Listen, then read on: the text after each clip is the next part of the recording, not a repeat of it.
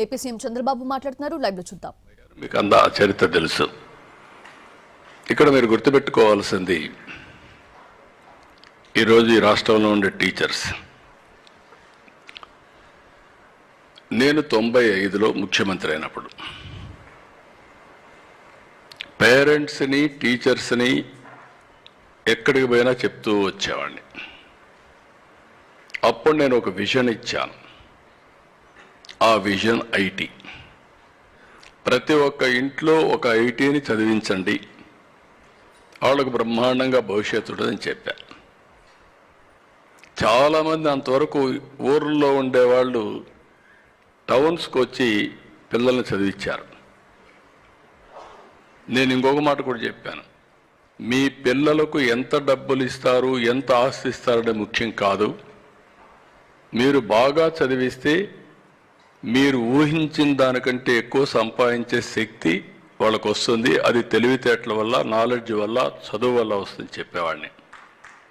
ఈరోజు ఎన్నో సంవత్సరాలు అయిపోలా, అంతా కలిసి 25-30 సంవత్సరాలు. ఇక్కడ చదువుకున్న పిల్లలు ప్రపంచం మొత్తం వెళ్ళి, మీరు ఏ దేశానికైనా వెళ్ళండి ప్రపంచంలో, ఆ దేశంలో తెలుగు వాళ్ళు ఉంటారు. పాష్ లొకాలిటీకి వెళ్ళండి, గట్టిగా తెలుగులో అరిస్తే ఒక 50 మంది 100 మంది వస్తారు. ఈరోజు ప్రపంచం మొత్తం హైయెస్ట్ పర్ క్యాపిటా ఇన్కమ్ ఎవరు సంపాదిస్తున్నారంటే దానికి చిరునామా భారతీయులు. అందులో 33% తెలుగు జాతి. అది మనం కాంట్రిబ్యూట్ చేసిన విధానం. నేను టెక్నాలజీ మాట్లాడితే అందరూ ఎగతాళి చేసేవాడు ఒకప్పుడు. సెల్ ఫోన్ తిండి పెడుతుందా, ఉద్యోగం ఇస్తుందా అని ఎగతాళి చేశారు. ఈరోజు 6 మంది మాట్లాడారు. ఈ 6 మంది మాట్లాడిన వాళ్ళని చూస్తే టెక్నాలజీ ఉపయోగించి చాలా బ్రహ్మాండమైన పాపులర్ అయ్యారు. ఆ శ్రీధర్ లాంటి టీచర్లు అయితే ఆన్లైన్లో పెట్టి డబ్బులు తీసుకొని సంపాదించి స్కూల్ డెవలప్మెంట్ చేశారు. నాకు అందుకే ఇప్పుడు ఒక ఆలోచన వచ్చేది, మీరు వస్తూ ఉంటే మీరందరూ ప్రతి ఒక్క స్కూల్లో ఒక సోషల్ మీడియా ప్లాట్ఫామ్ ఒకటి పెట్టి, మీరు చేసే పనులన్నీ సోషల్ మీడియాలో పెట్టి, మీ పాత స్టూడెంట్స్ అందరినీ, మీ పాత స్టూడెంట్స్ని, మిగిలిన వాళ్ళని, మీ ప్రాంతంలో ఉండే ప్రజలను కూడా దాంట్లో కానీ ఇన్వాల్వ్ చేసి చేయగలిగితే మీ స్కూల్కి ఎంత డబ్బులు కావాలంత డబ్బులు వస్తుంది, ఎంత నాలెడ్జ్ కావాలంత నాలెడ్జ్ వస్తుంది. సక్సెస్ అయిన పిల్లలను కూడా అల్యూమ్నా పిలిపించి కానీ మాట్లాడిస్తే వీళ్ళకి స్ఫూర్తి కూడా వస్తుంది. ఎప్పుడన్నా వచ్చినప్పుడు నెలకొకసారి 1 గంట 2 గంటలు వాళ్ళ దగ్గర టీచ్ చేయించగలిగితే, వాళ్ళ అనుభవాలు చెప్పగలిగితే బ్రహ్మాండంగా ముందుకు పోయే పరిస్థితి వస్తుంది. ఇక్కడ నేను మిమ్మల్ని కోరేది ఏంటంటే, నాకు ఒక అంబిషియస్ ప్లాన్ ఉంది. 2016లో మనకు రాష్ట్ర విభజన జరిగింది. అంతకుముందు నేను చాలా కష్టపడి ప్యాషన్తో హైదరాబాద్ని డెవలప్ చేశా.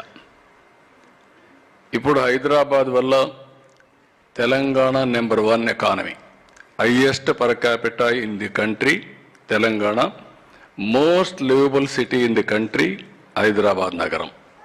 ఇవన్నీ 100 సంవత్సరాలు కాదు, 25 సంవత్సరాల్లో జరిగింది.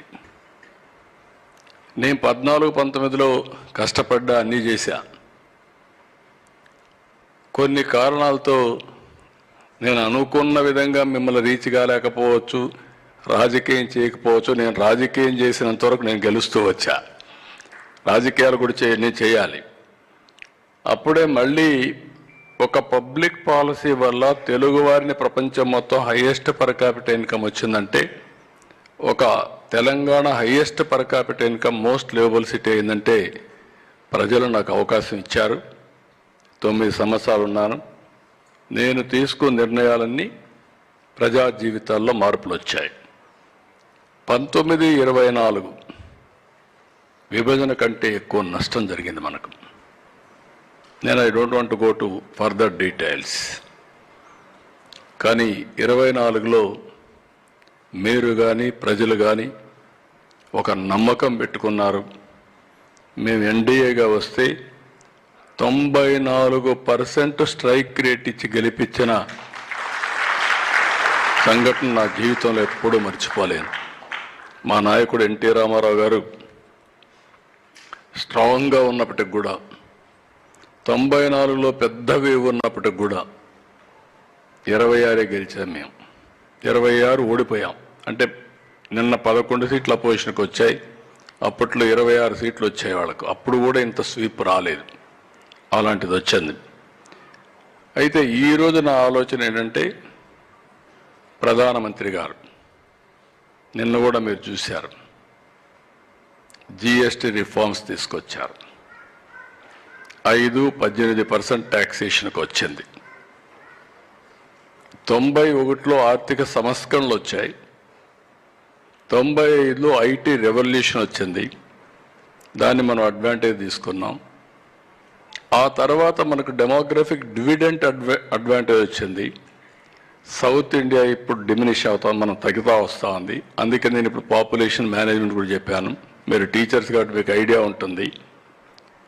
మీ స్కూల్లోనే 14 సంవత్సరాలు ఉండే పిల్లల సంఖ్య తగ్గుతూ వస్తూ ఉంది. చాలా దేశాలు ఈరోజు ఈ సమస్యను ఎదుర్కొంటున్నాయి. అందుకే నేను పాపులేషన్ మేనేజ్మెంట్ గురించి మాట్లాడాను. ఇంకొక పక్కన మీరు ఒకసారి చూస్తే నెక్స్ట్ జనరేషన్ రిఫార్మ్స్కి ముందుకెళ్తున్నాం. ఈరోజు ఏదైతే జిఎస్టీ రిఫార్మ్ వచ్చిందో దీనివల్ల వినియోగదారుల జీవితాల్లో చాలా వరకు వెసులుబాటు వస్తుంది, ఖర్చులు తగ్గుతాయి, అందులో పర్చేసింగ్ కెపాసిటీ పెరుగుతుంది వీళ్ళందరికీ. ఇంకొక పక్క మీరు చూస్తే ఇండస్ట్రీ కూడా డెవలప్ అవుతుంది. వికసిత్ భారత్ 2047 నాకు ఏమాత్రం అనుమానం లేదు, 2047కి భారతదేశం నెంబర్ 1 దేశంగా ప్రపంచంలో ఉంటుంది. ఆ శక్తి సామర్థ్యం మనకుంది. నేను ఇవన్నీ చెప్తే ఒకసారి నన్ను ఎగతాళి చేస్తూ ఉంటారు, ఈయన ఎట్లా మాట్లాడతాడని.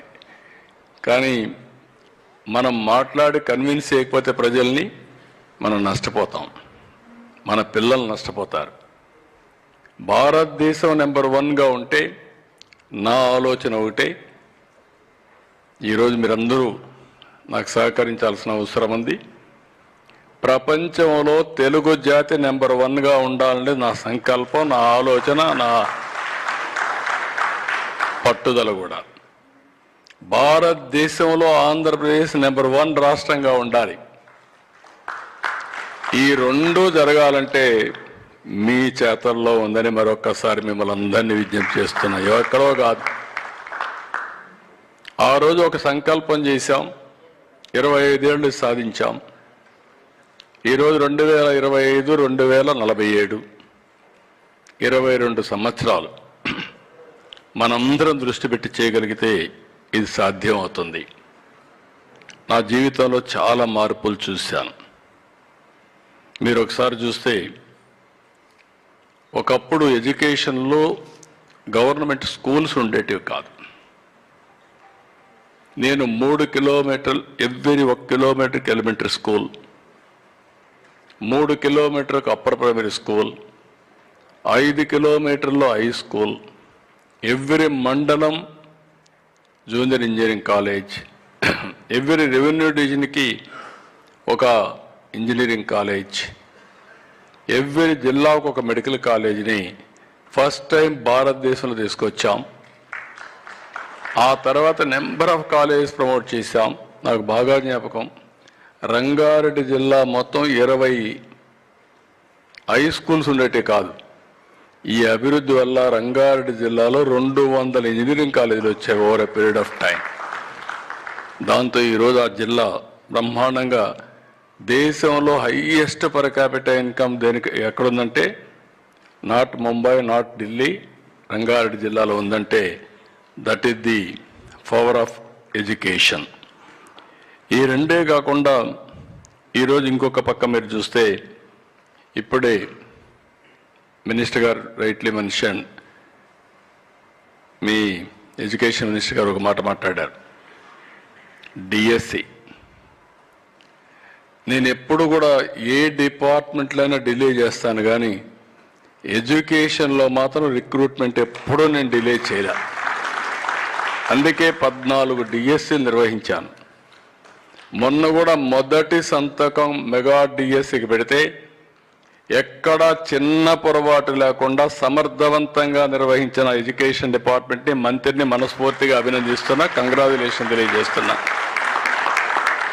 ఇక్కడుండే మీలో చాలా మంది నేను పెట్టిన డిఎస్సీలోనే వచ్చి ఉంటారు. అవును చేలిపోయాకెత్తండి. కంబైన్ ఆంధ్రప్రదేశ్లో కూడా మీరు గుర్తుపెట్టుకోవాలి. ఇవన్నీ వచ్చిన తర్వాత ఈరోజు అలాంటి టీచర్స్ని ఇంకొక పక్క కూడా మీరు ఆలోచిస్తే నాకు మీతో చాలా సంస్కరణలు కూడా తీసుకొచ్చాను. ఒకప్పుడు ఎడ్యుకేషన్ డిపార్ట్మెంట్ జిల్లా పరిషత్తుల్లో ఉండేది, మున్సిపాలిటీస్లో ఉండేది. మీకు జ్ఞాపకం ఉంటాయి. ZP chairman transfer ZP chairman చేసేవాడు. ఆయన ఎక్కడన్నా పొలం దగ్గర పోతే ఎవరన్నా పోయి అడిగితే ఆ సిగరెట్ తాగే ఇది ఉంటుంది కాగితాలు లేకపోతే